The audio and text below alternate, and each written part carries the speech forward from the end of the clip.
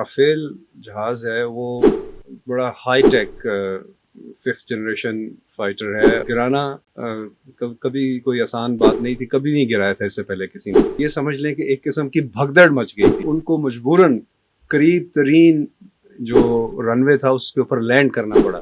S-400 بہت بڑا ایک ایسٹ تھا, پاکستان نے اس کو تباہ کر دیا. جو ایئر ڈیفنس ہے یا EW ہے, الیکٹرانک وارفیئر کا ان کا جو سارا نظام ہے, اس کو تباہ کرے. آپریشن میں پاکستان ایئر فورس خاص طور پہ بہت زیادہ اوفینسو رول میں نہیں لائے. یہ تو صرف اپنے سیلف ڈیفense پہ ساری بات ہو رہی تھی.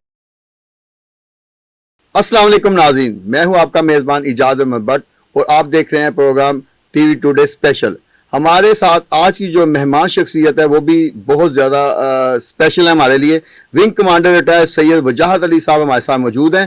ان سے ہم جانیں گے کہ پاکستان کے جو بہادر جو پائلٹس ہیں انہوں نے کس طریقے سے انڈین پائلٹس کو جو شکست دی اور ہواؤں میں شکست دے کے شاہینوں نے پوری جو فضاؤں ہے اس پہ اپنا قبضہ جما لیا اور پوری قوم ان پہ فخر کرتی ہے. بلکہ قوم جو ہے نا اب تو میں نے دیکھا کہ جہاں کوئی ہم ایئر فورس کا جوان دیکھتے ہیں, جہاں کوئی ایئر فورس کا سابق افسر دیکھتے ہیں تو لوگ بلکہ سلوٹ کرتے ہیں اور کہتے ہیں سر آپ کو مبارکباد ہو.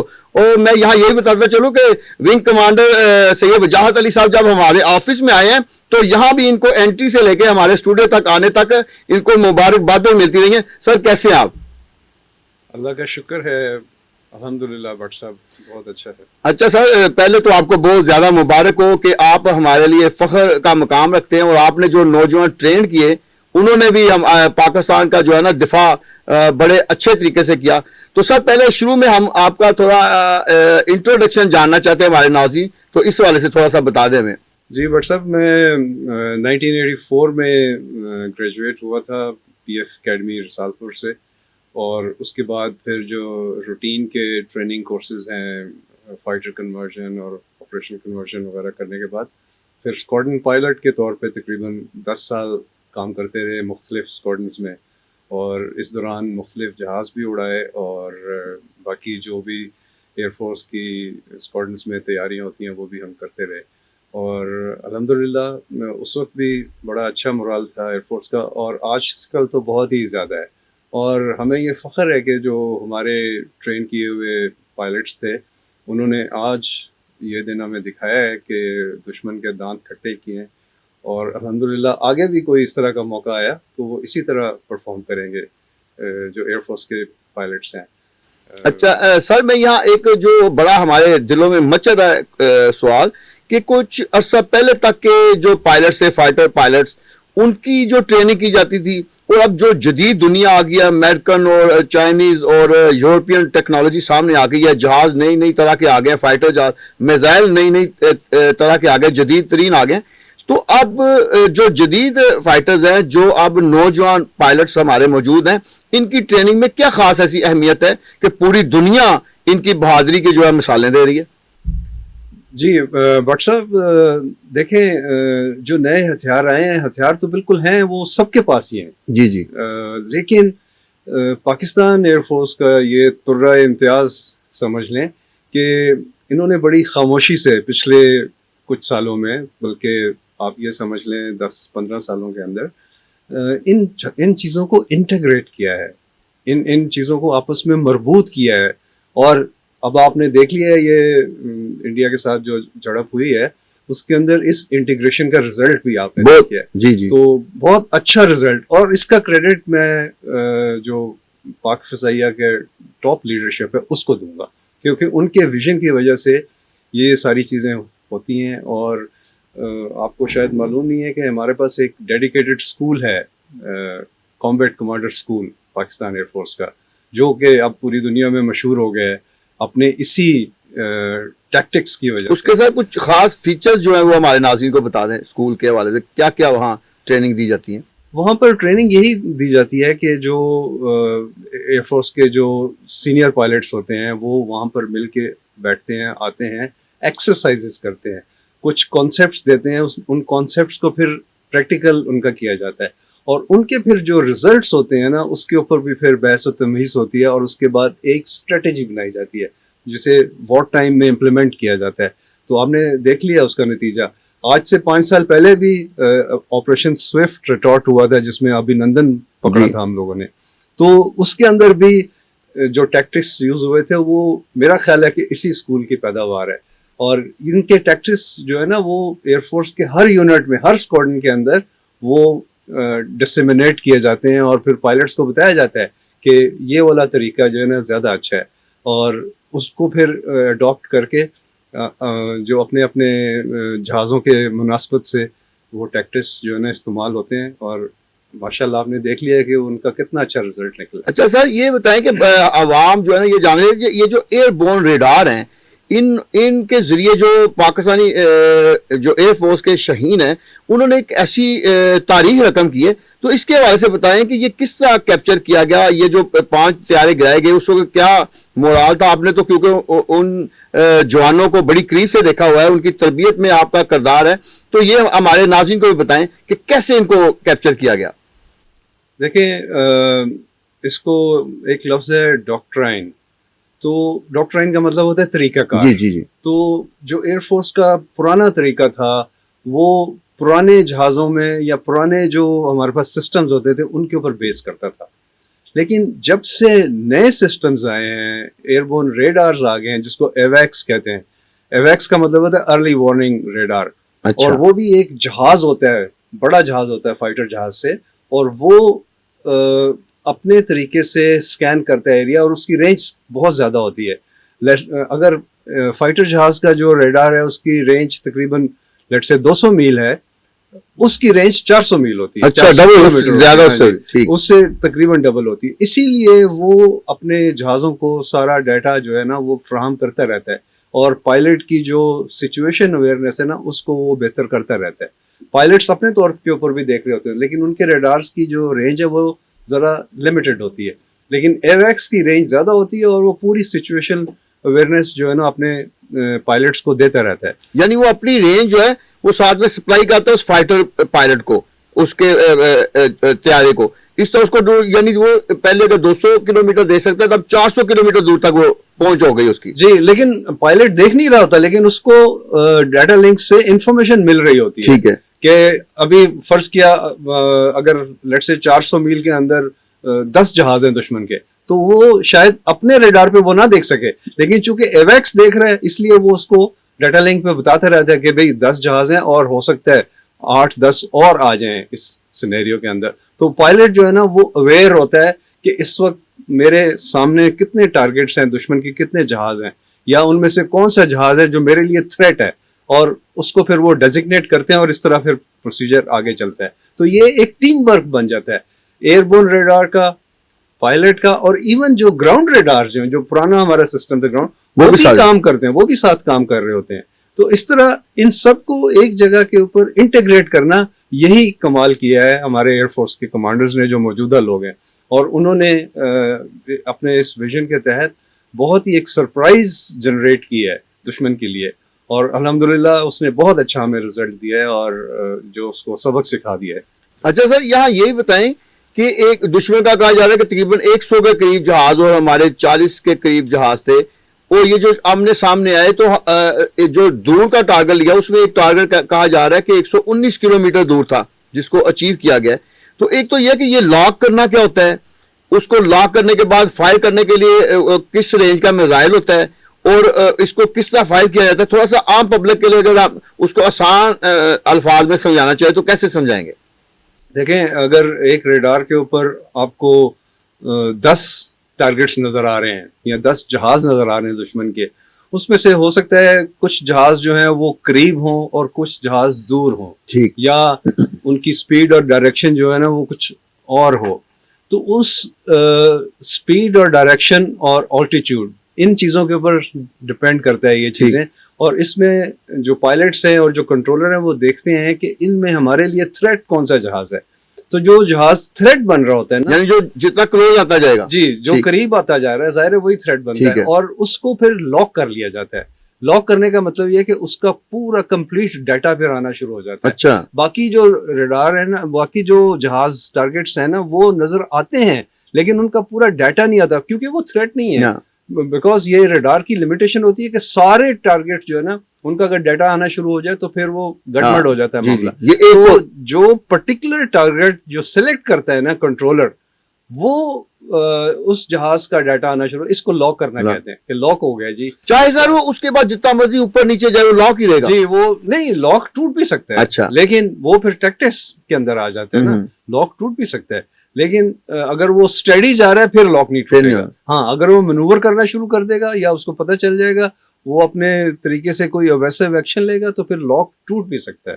بہرحال اس کو لاک کرنا کہتے ہیں. اور پھر اس کے اوپر جب وہ میزائل رینج کے اندر آ جاتا ہے تو اس کے اوپر میزائل لانچ کیا جا سکتا ہے اور اس کو گرایا جا سکتا ہے اس جہاز کو جو لاک ہوا ہے.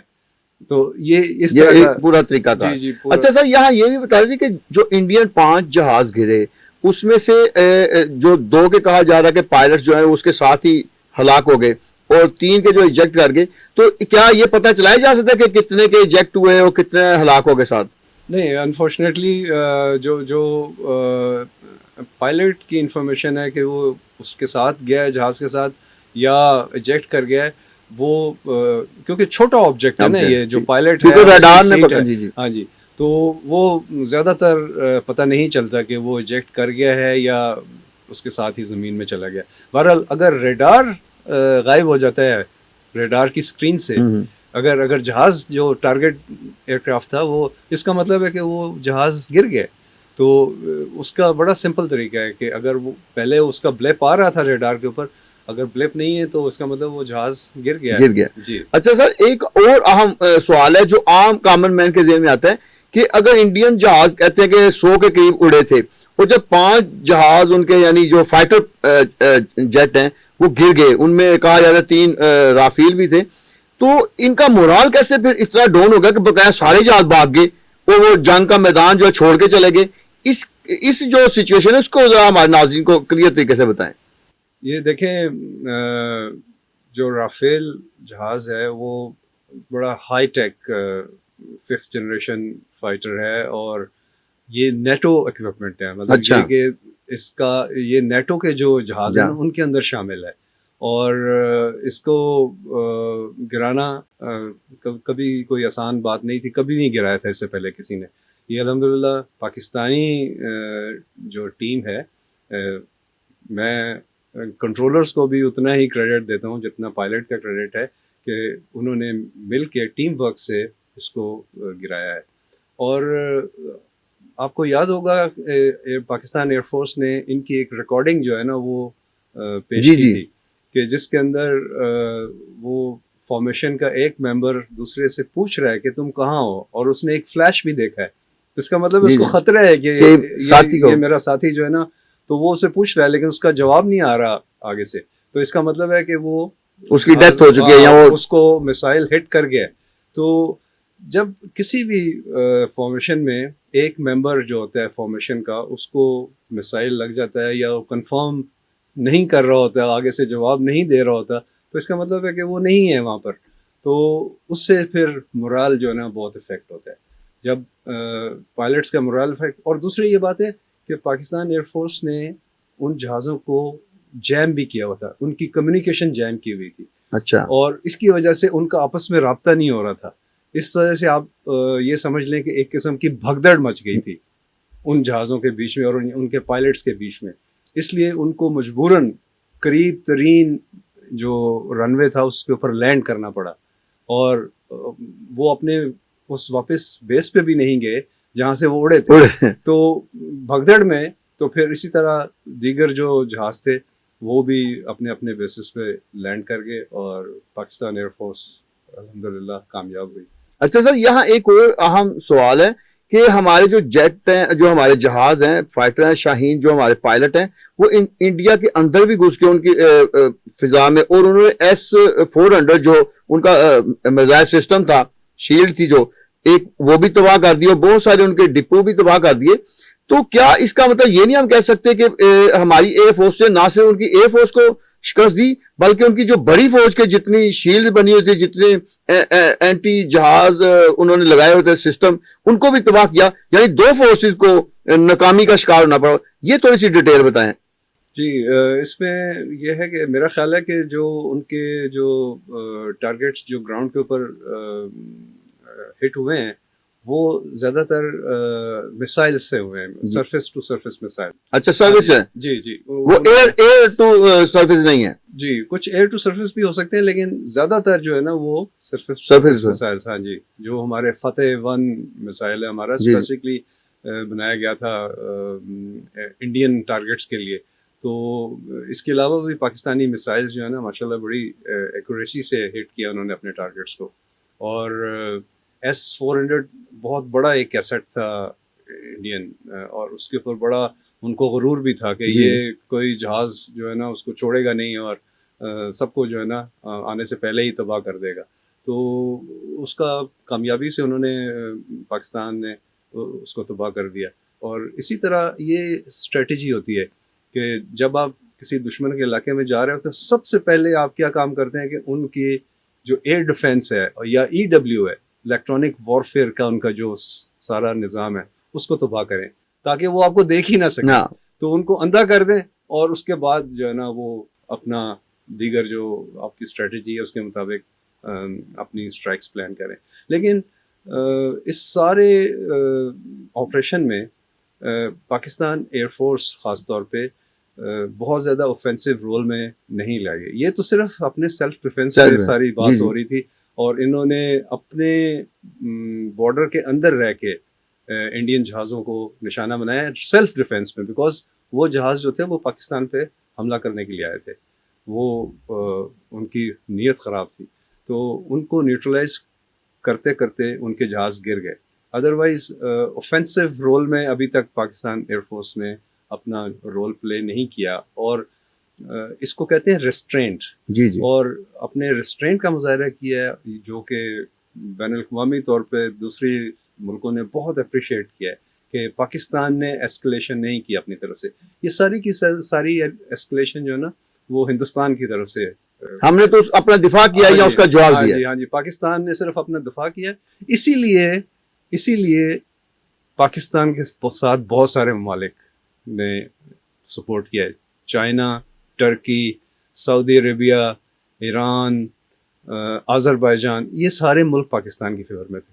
انڈیا کی فیور میں صرف ایک ملک ہے, اسرائیل.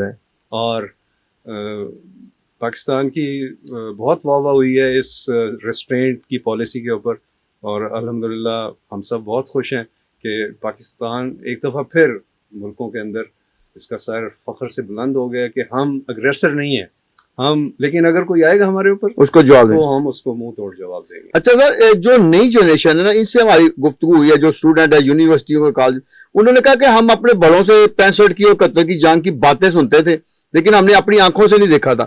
یہ واقعہ ایسا ہو گیا کہ ہم اگلے 50 سال تک اپنے بچوں کو بتاتے رہیں گے کہ ہماری پاک فوج نے اور خاص طور پہ شہینوں نے ہمارے کیسے انڈیا کو اتنا بڑا ملک اور اتنی زیادہ اس کی آبادی اور اتنا زیادہ کہا جا رہا ہے کہ ترقی یافتہ ہے. تو اس سینیریو میں نوجوانوں میں جو ایئر فورس نے ایک ایسا جذبہ پیدا کر دیا کہ اب ہر جگہ پہ جب ہم سنتے ہیں تو سب سے پہلے لوگ ایئر فورس اور آرمی چیف کا بھی نام لیتے ہیں کہ ان کی کمانڈ میں یہ سارا کچھ ہوا ہے. تو اس حوالے سے آپ بتائیں کہ جو ایک ونگ کمانڈر ہوتا ہے اس کو کتنے مراحل سے گزر کر ایک ونگ کمانڈر بنتا ہے. وہ دیکھیں, یہ پاکستان میں ایئر فورس میں جو اسٹرکچر ہے اس کے حساب سے جتنے بھی پائلٹس ہیں وہ گریجویٹ ہوتے ہیں PF اکیڈمی سے, اور اس کے بعد جیسے میں نے پہلے بتایا کہ مختلف ٹریننگ کورسز کرتے ہیں تاکہ مہارت حاصل کریں اپنے فن کے اندر, اور مختلف اسکواڈنس میں سرو کرتے ہیں. وہاں پر ان کو ایکسپوجر ملتا ہے کہ کیسے ہم نے اپنے ٹیکٹکس, جیسے میں نے پہلے بتایا کہ کون سے ہونے چاہیے دشمن کے خلاف, اور اپنے جو ان کا اکوپمنٹ ہوتا ہے. کئی جہاز ایسے ہیں جو جن کے پاس کم رینج کے میسائلز ہیں یا اور اکوپمنٹ ان کے اوپر لگتا ہے, تو وہ اس کے حساب سے ٹیکٹکس ڈیولپ کرتے ہیں اور پھر وہ وار ریڈی ہو جاتے ہیں. اس کو کہتے ہیں آپریشنل ہو جاتے ہیں, اور اس کے بعد پھر وہ اپنے حساب سے ان کے ایئر فورس کے جو اسٹرکچر ہے اس کے مطابق ان کی پروموشنز بھی ہوتی ہیں. پہلے فلائنگ آفیسر ہوتے ہیں, پھر flight lieutenant, squadron leader, wing commander اور گروپ کیپٹن اور ایئر کمانڈر. اس طرح اوپر پھر ایئر رینکس میں چلے جاتے ہیں, air vice marshal, air marshal اور ایئر چیف مارشل جو ٹاپ پہ. اور سر ایک ونگ کمانڈر جب فضاؤں میں جاتا ہے اس طرح کے مشن پہ جاتا ہے تو اس کے انڈر پھر کتنے نیچے فائٹر پائلٹ ساتھ جاتے ہیں؟ یہ دیکھیں میں نے آپ کو پہلے شاید بتایا کہ ایئر فورس ایک بڑی فلیکسیبل آرگنائزیشن ہے. یہ ضروری نہیں چینج ہوتا رہتا ہے. ہاں جی, ایک ونگ کمانڈر کے ساتھ 10 جہاز ہوں یا ایک ونگ کمانڈر کے ساتھ 4 جہاز بھی ہو سکتے ہیں. اچھا. اور ایک ونگ کمانڈر جو ہوگا وہ ہو سکتا ہے 8-10 جہاز بھی کمانڈ کر رہا ہو ایک ٹائم کے اوپر, ویریٹ کرتے ہیں. لیکن ایک اسکواڈرن کے اندر مور اور لیس جو ہے نا وہ ایک ونگ کمانڈر ہی کمانڈر ہوتا ہے. اور وہی اپنے لوگوں کو پائلٹس کو جو ہے نا ڈائریکشنز دیتا ہے. اور اس طرح کر کے پوری آرگنائزیشن جو ہے نا اس طرح ہر یونٹ کے ڈسپلن اور انسٹرکشنز کے ساتھ جو ہے نا وہ کام کرتی ہے. تو اسی طرح مطلب ایئر فورس ویری آرگنائزڈ قسم کی آرگنائزیشن ہے, لیکن فلیکسیبل بھی ہے بہت زیادہ. تو میں نے آپ کو پہلے ذکر کیا اس کے بارے میں کہ فلیکسیبلٹی ایک انہیرنٹ چیز ہے ایئر پاور کے اندر. اگر فلیکسیبل نہیں ہوگی تو پھر نقصان ہوتا ہے. جی سر, آپ کا بہت شکریہ ونگ کمانڈر صاحب کہ آپ نے ہمارے ناظرین کے لیے اور ہمارے لیے بھی بڑی اہم معلومات دی. اور اس سے کیونکہ ہمارے جو عوام ہیں ان میں ایک ایسا نیا جوش اور ولولہ پیدا ہوا ہے کہ انہوں نے کہا کہ پہلے ہم سنتے تھے 10 دن جنگ جاری رہی, 20 دن جنگ جاری رہی اور بہت ساری ہلاکتیں ہوئی, شہادتیں ہوئی, اس کے بعد جنگ کا فیصلہ ہوا. لیکن ہمارے یہ شاہینوں نے تو 3-4 گھنٹے میں ہی پانسا پلٹ دیا اور جنگ کا فیصلہ بھی ہو گیا. اور پھر مودی کو جو ہے نا وہ امریکہ کے پاس جا کے معافیا مانگنے کے لیے بھی کرنا پڑا. تو یہ سارا کچھ جو ہے نا ہماری پاک فوج اور خاص طور پہ شہینوں کی وجہ سے ہوا. اور آپ کیونکہ ایئر فورس کے ایک اعلیٰ افسر رہے ہیں تو آپ کا بہت شکریہ, آپ ہمارے پروگرام میں آئے. تو اس کے ساتھ ہی ناظرین ہمارے پروگرام کا وقت ختم ہوتا ہے. اپنے میزبان اجازت میں بٹ کو اجازت دیجیے. اللہ حافظ.